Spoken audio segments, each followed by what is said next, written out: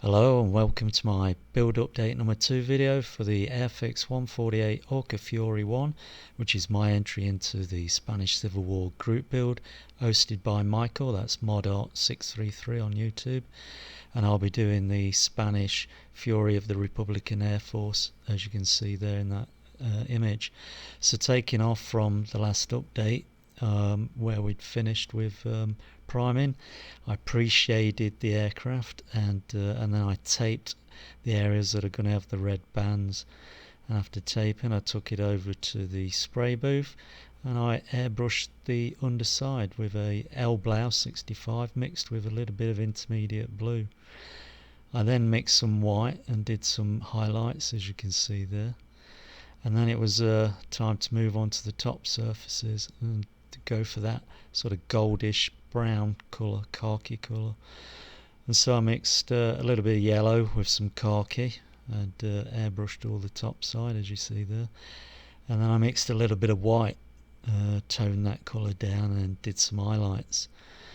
And next it was on with the camouflage, and the first colour was the reddish brown mottling, and I mixed some Tamiya flat brown with some Tamiya red, a little bit of red, and then I airbrushed that, and as you can see there.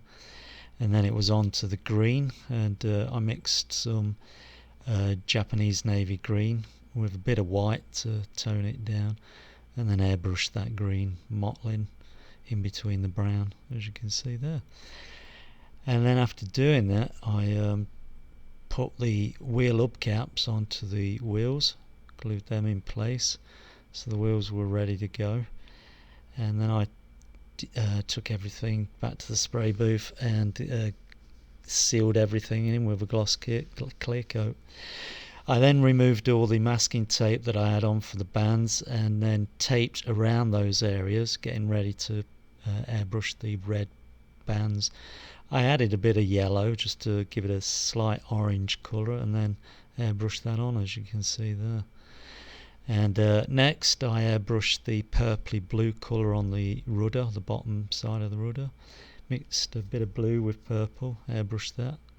Removed the central masking tape. Checked everything out, that's the bottom. And then I clear coated those colours, that red and the purple in, to seal it all in. I then masked the two outer colours of the rudder and then airbrushed the yellow centre band, and I mixed a little bit of white with that to tone the yellow down. And then I took the masking off and had a look. That's the port side, and checked the starboard side, and I thought it looked okay. So then again I sealed that yellow band in with some gloss clear coat, so everything's sealed and ready for decaling at a later stage. Next I moved on to the propeller and I painted a wooden sort of brown base coat, followed by painting the tip with an aluminum colour. I then mixed some black with that brown colour and got a dark brown tone that I painted the wood grain with, as you can see there, the top side, and that's the bottom side now. So it was on to decaling from there on. So what I did was I cut out the roundels, the British markings, the blue, white and red ones, and I stuck them on, the large ones on the top side of the upper wings and the smaller diameter ones on the underside of the bottom wings.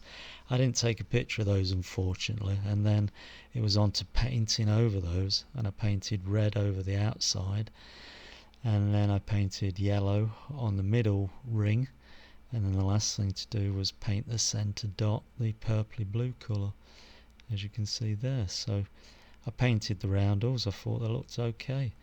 The next thing was to move on with the numbers on the rudder, the 4-1. So I cut a 4 out of the decals and then cut a number 1 out and split that in 2. Put it on some backing paper to carry them so they weren't fiddly to manipulate, and then I applied those, and so we got the 4 in the dash. I just needed the large thick number 1 now to complete that.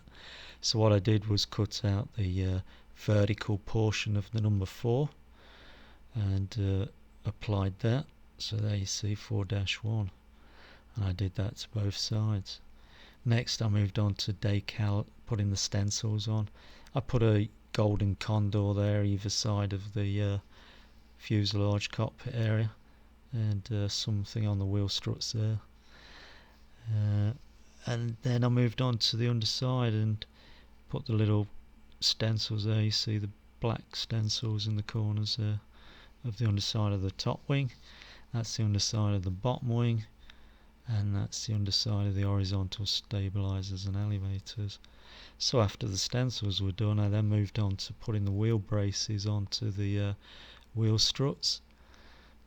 There they are, both on now, in place. So that was, after that was done, I then sealed the decals in and the painted roundels with a clear coat. And then I put everything on my table to see, take a few photographs of how far I'd got to so far, and just to check how everything looked. As you can see there, all laid out, and I think it looks reasonable. I think it looks okay. I think I did a pretty decent job with the camo. So that's it. That's it for this build update number 2. And the next update we'll move on to doing some weathering and the final assembler.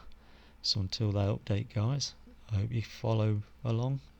And for those of you who have and have left comments so far, thanks for doing that. Really appreciate it. And I'll see you at the next update, guys. Update number 3. Tally-o and chocks away.